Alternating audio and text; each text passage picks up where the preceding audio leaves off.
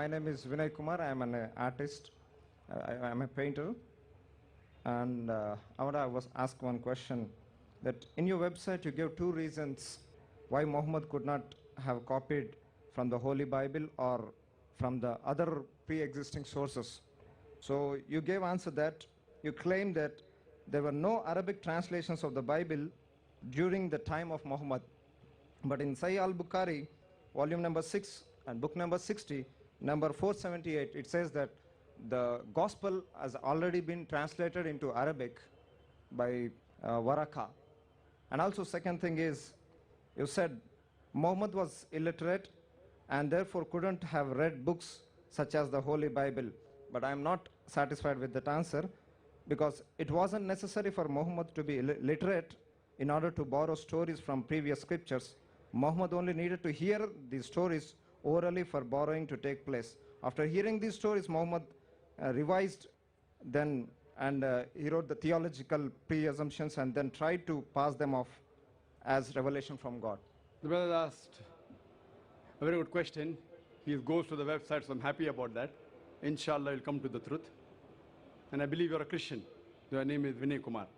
You're a Christian, I believe. And brother said, I give two reasons on my website, not two, I've given several. We have picked up two. I'll come to it. Because then you have to read in context. These are not the only two reasons. These are two of the many reasons I gave. And one of the reasons I gave that Prophet Muhammad Sallallahu Alaihi Wasallam, an ummi.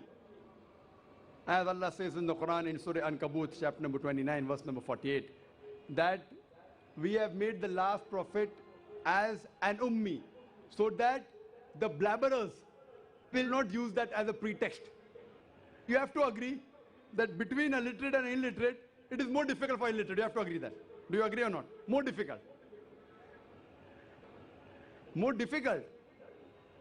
If a person who's literate, for him to copy is much more easier. He can hear also and read also. For a person who's illiterate, he can only hear. So at least you have to agree with me for sake of argument. It is difficult. Do you agree? Yes, good. MashaAllah.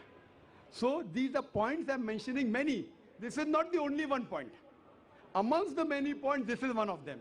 All the others follow. Point number 2, you mentioned, I said that no Arabic version of the Bible was present, and I agree with it yet.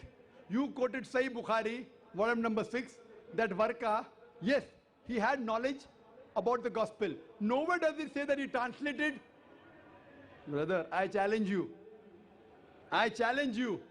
According to Christian sources, the first time the Bible was written was in the 10th century.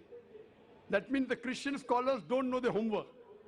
The first Arabic version of the Bible came hundreds of years after Prophet Muhammad. Yes, Waraka, coming from the Bani Israel, he had knowledge of the scriptures and knew Arabic. Saying that he has translated it, he may have written some notes, but translated the full Bible, impossible.